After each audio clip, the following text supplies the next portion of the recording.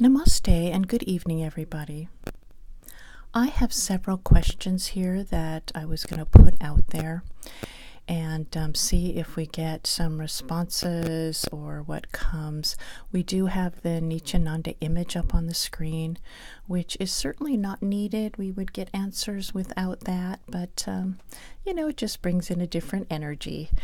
And a couple of the questions were asked at the end of the Sai Baba of Shirdi video, and I'm just not sure how clear those came out due to the English being a little bit different in those videos. So we may just throw those in here as well and see what happens. Okay, so let's go ahead and get started with this.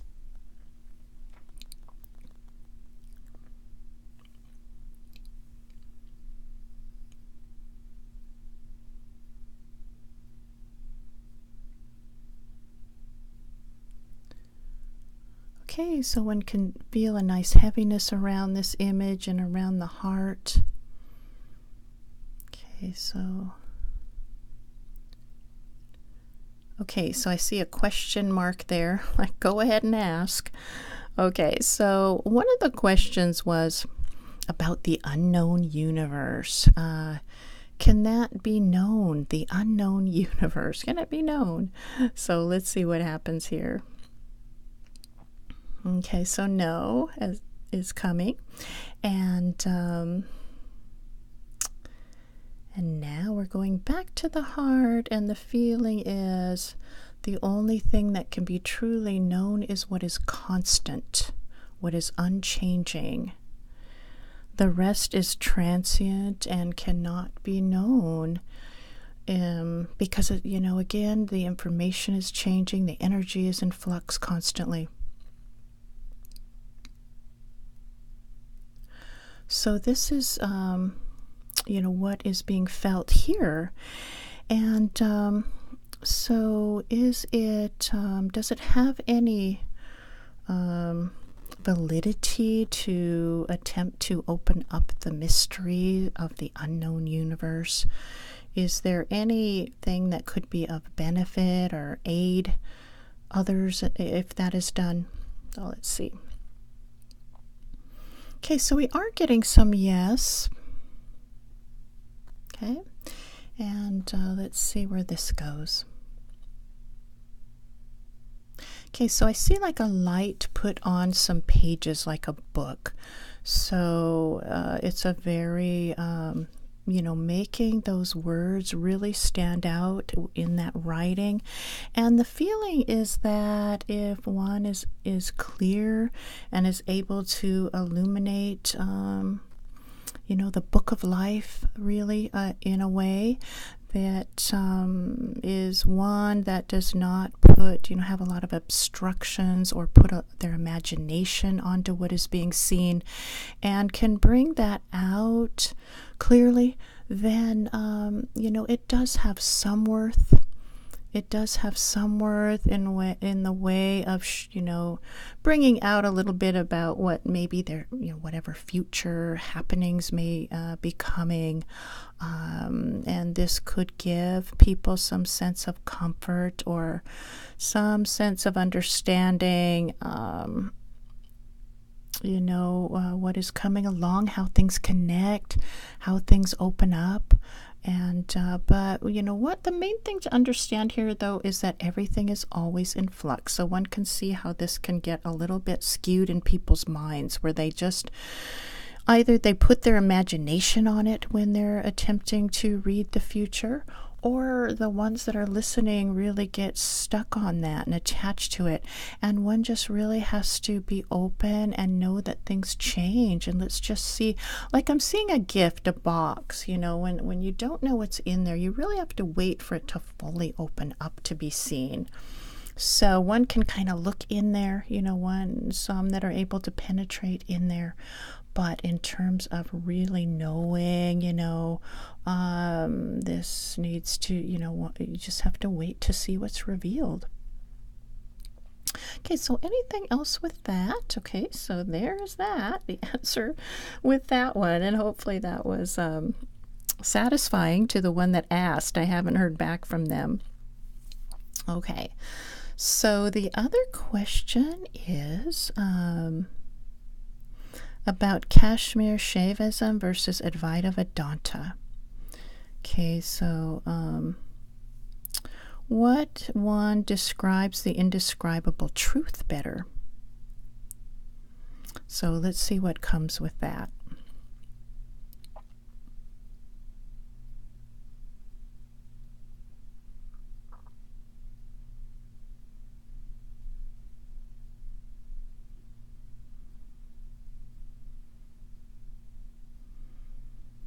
Okay, we're getting a nice pattern here.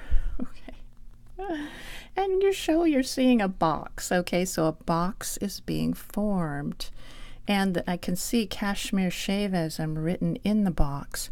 So what it feels like is what's happening. Wow, that's got quite a pull there. Interesting. I haven't had that happen before. But what is being felt is that this Kashmir shaivism can be put more.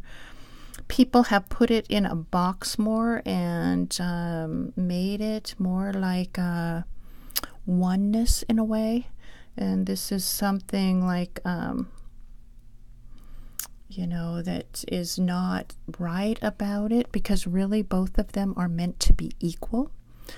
Both of them are meant to convey that state where the mind is completely blown out, nirvana, moksha, as being the end point.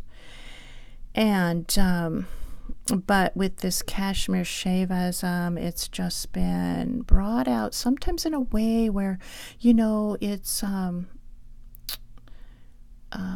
kind of shady, kind of shadowy, a bit gray, like, I felt this way, or I felt this way once, or I connected with this, and all sorts of things within that one. But in terms of Advaita Vedanta, it is a much more, it speaks more directly. It doesn't have a lot of layers in it to be able to be confused. And so it does seem to bring that forward clearer, and it has not been, again, confused as much and brought out in a way that you kind of wonder, well, what is this about? Because with that Kashmir shaivism, they just, don't always speak to washing away all sense of personhood, where with Advaita Vedanta, it really comes out very clearly, and you can see there's a bigger yes, and that's very strong there. So again, I see this box with Kashmir shaivism written in it, and then the words get black and kind of drip down, like it's not meant to be put in a box that way. They really are meant to be equal. And Kashmir shaivism is more like bringing in, like there's sometimes speak about the world being real, whereas Advaita will speak about it as being illusory, and the only thing that exists is the absolute and Brahman. The other one, shaivism, is more like, truth running through all things like a thread. But, the end point is that it's all resting in the absolute, all is Brahman.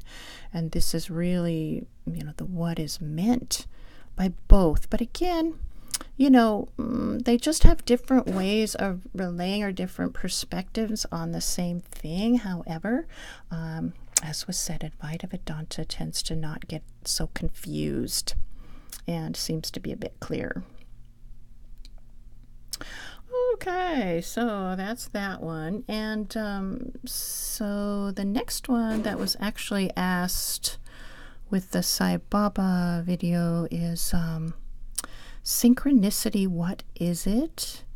Is it, does it have any meaning? Can it be useful along the path?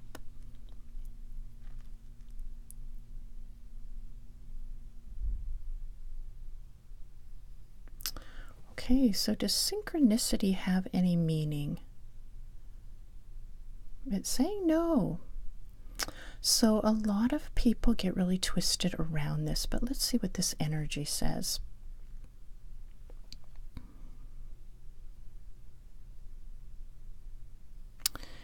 Okay, so those that want to like be feel like they manipulate manipulate energy to bring it to suit their own purposes in a way, like, if, manipulate it. Like, if I put out these thoughts, I'm going to get what I want. And then the universe is working with me or for me to create this universe or this reality that is made just for me and will fulfill all my wishes. Is this the right way to think? Okay, so one can see no. So with synchronicity, it is something that is very much a natural process in the universe, and it can be noticed, like, let's say, I'm seeing an instrument with the strings, they are lined up together, and when they're plucked, they are going to vibrate together. So, some things just get lined up in the way people are thinking or what they're opening up to. They just get lined up sort of on the same wavelength, and these things appear, they show up. But this is not something to say it has a lot of meaning, or to say it means, I'm doing this right or wrong. It just is there, and it's a happening to be witnessed, to see that the universe is energy, and it has to do not with just a single person or one person. It has to do with the whole, that all are the same in many ways. Many ways of thinking is similar. Many energies are similar or on the same vibration. Okay, let's see if this is all correct. And not to be made into a big hoopla, I guess, and say, well, this is, it means all these things. So this is, not right to always think about this synchronicity and to work with it, and to, I'm seeing the stars and the cosmos, to try to rearrange the stars and the cosmos to be in your favor. Okay. It just isn't that way, even though it may seem that way to people. It's so easy to get ego twisted around this. Okay. Let's see if there's anything else with that one. No, it goes right up to the heart. No, there's not. Okay, so the next one is, what is stronger, free will or past parabdha karma?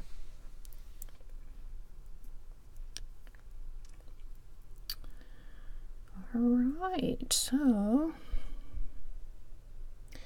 mystic man speak. He will speak as a man that is not captured by questions, not caring about answers. I see all these question marks running up in him, like, this isn't where I live in questions. I don't live to seek answers. I just am. I am. So, okay, and these things happen around, or they just, they're there, and it's just part of the same whole.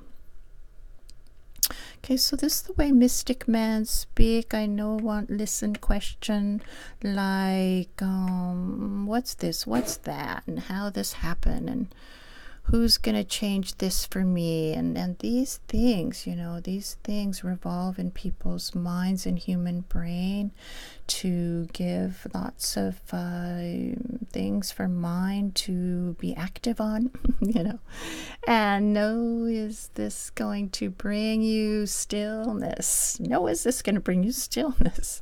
Okay, no, and these things need to be dissolved here. They need to come to the heart and be dissolved. Okay, and what answer will bring you to be still? What question will bring you to be still? That has to do with worldly things, and okay, so this is what this man, this Baba speak like this. Okay, so. My heart is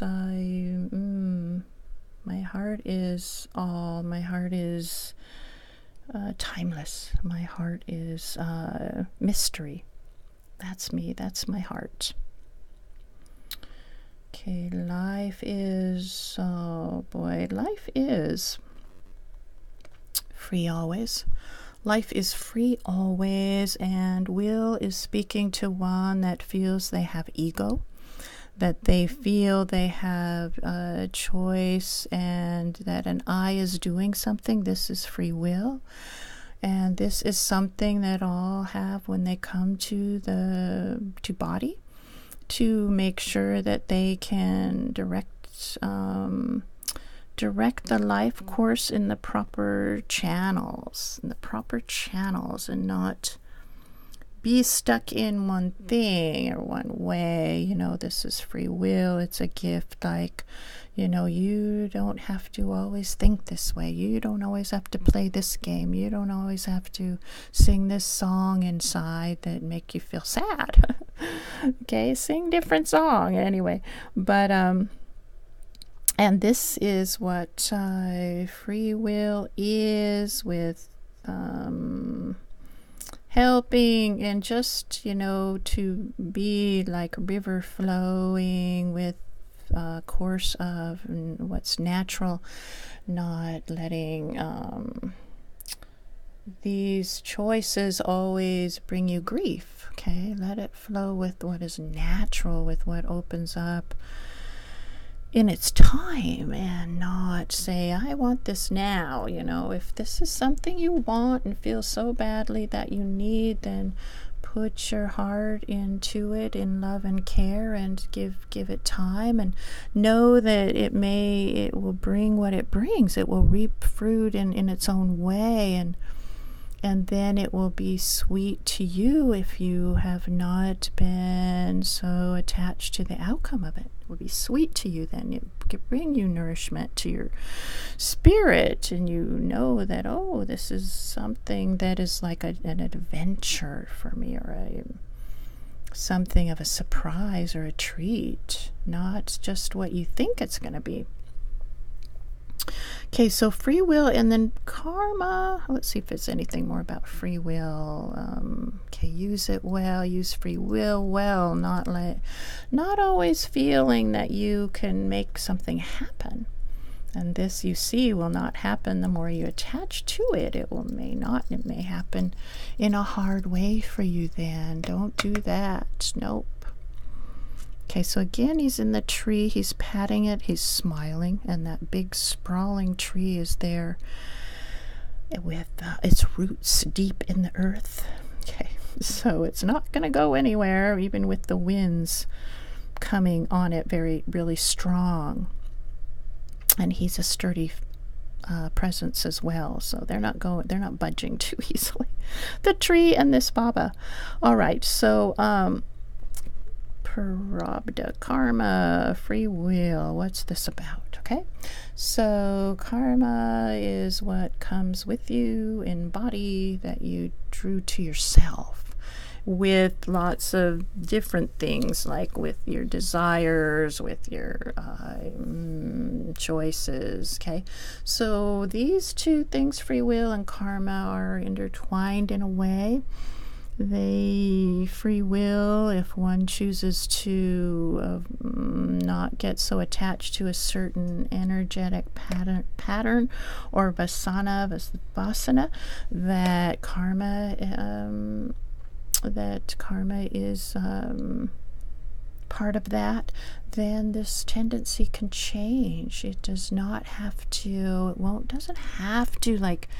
be like something always there running around in you. Okay, so that's the beauty of free will, and karma can be washed clean if this one again detaches from these things, so that these ropes or these things that bind one or make one continue to behave and think in certain ways can be washed clean. And this is the work of sadhana, and mantras given, which helps that's given by guru.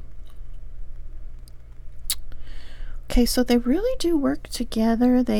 But karma can be cleansed through free will, through choices that help that to dissolve, where your focal point is, where your heart is. What you put energy into is going to grow. So if you are all attached to these tendencies and all of these things and keep feeding them, nourishing them, they're going to grow. If you start to detach from them and choose another focal point, or, to again move away from them and come more into the heart, or find another activity, instead of one that's causing, a lot of disharmonious vibrations, then these things can begin to shift. Okay, so can a realized being be reborn if some vasanas don't get exhausted?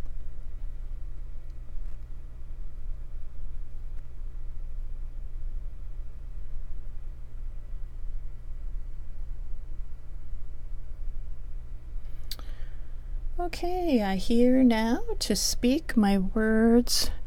Nithyananda speaking with my lips and my knowing, my knowledge that does not is not encased in body mind drama, but move out into it's more this cosmic energy. And this is what is here in my heart when I speak. Okay, we're asking, can a realized being be reborn if some vasanas don't get exhausted?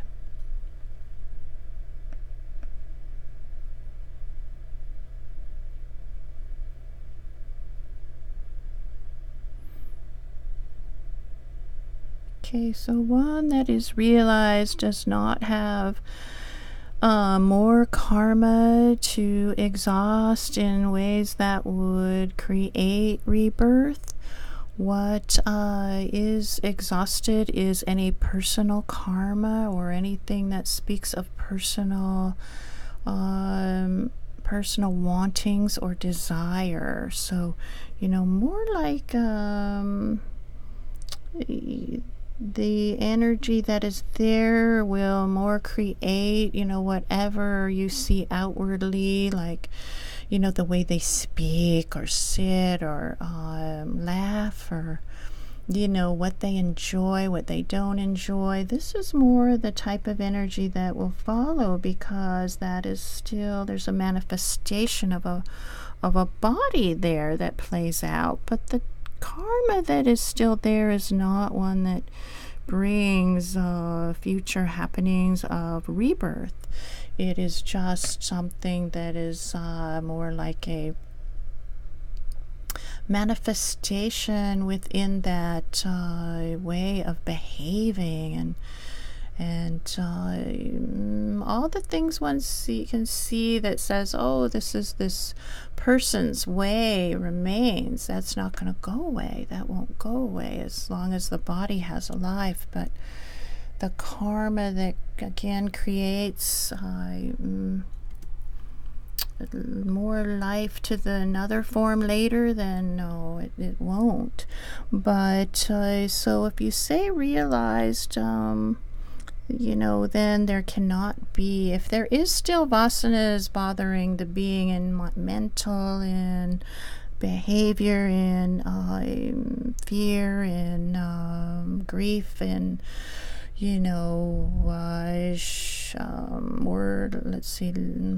movement of mind, then this is not a realized being, and then yes, they will be reborn. So it doesn't negate the other. If realization negates this other karma that is of drama, personhood, and this is not what remains for the one that is free. Okay, so is it predestined whether one gets moksha? Okay, interesting question that we will put to this Baba this evening.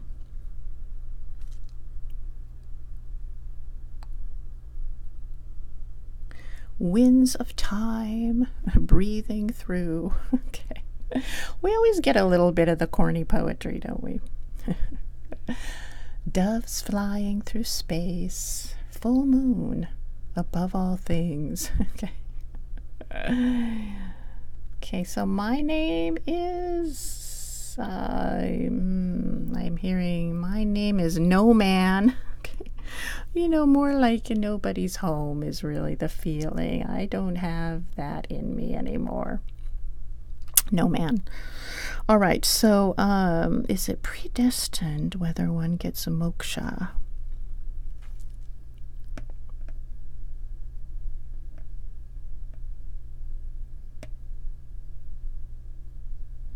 Okay, no. So we got all the wonderful poetry in the beginning, and then we got a no.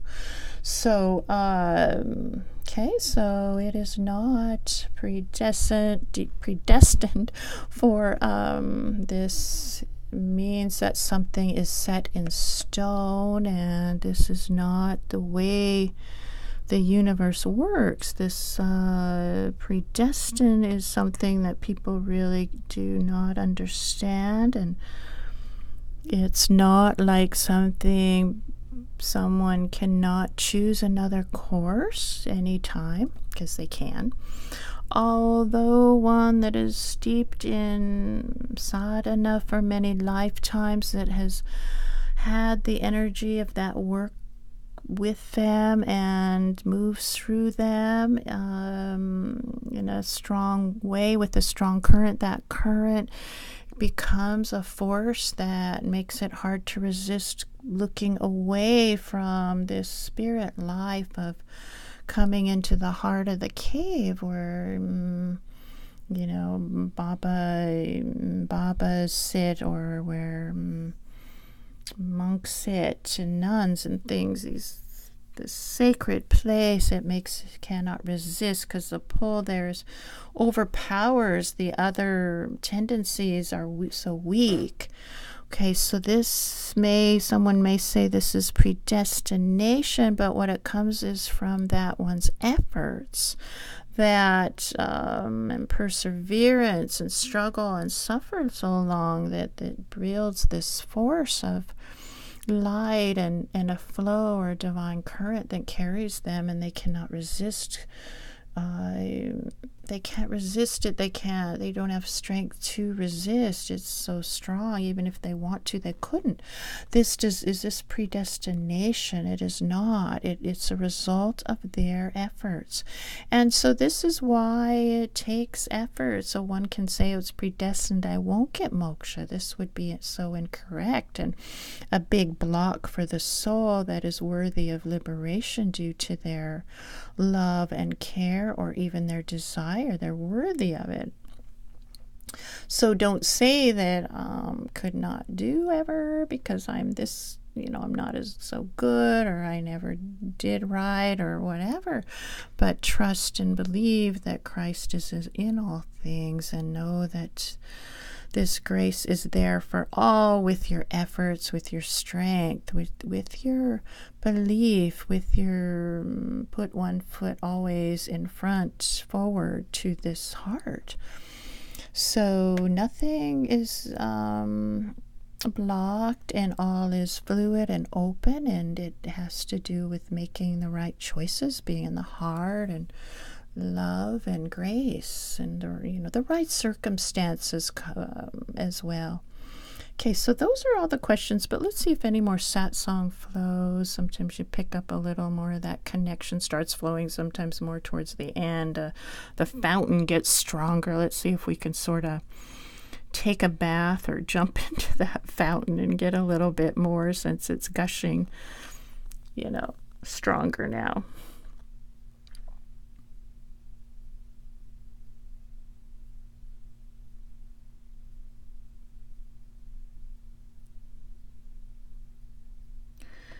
Okay, so when the life is here, please know that God is working through you always, and will not let you be away from that feeling of love or of divinity. Only you turn away your eyes. You turn away your eyes when you focus your attention on, more things that are concrete of the worldly nature. So you should not feel ever like God is away. This is not right.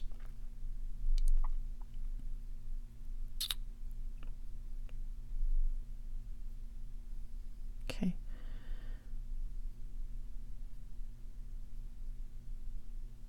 Okay, my words come. They do not have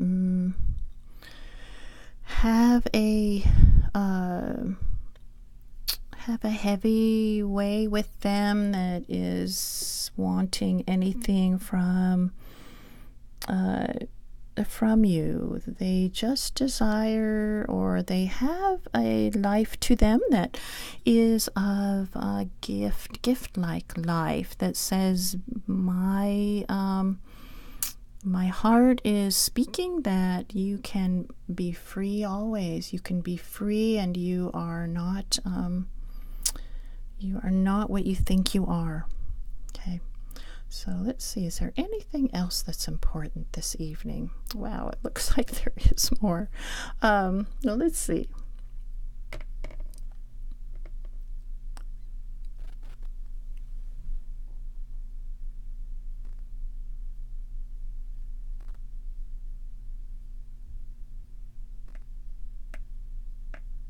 Okay, dream needs to go. Dreaming needs to go. Illusion go. Okay. But it sounds like that's pretty good. So let's go ahead and end this for now. And thank you all for tuning in. I hope the questions were answered clearly. If not, please let me know. Or if you have anything else that you want to be looked into. Namaste. Have a good evening.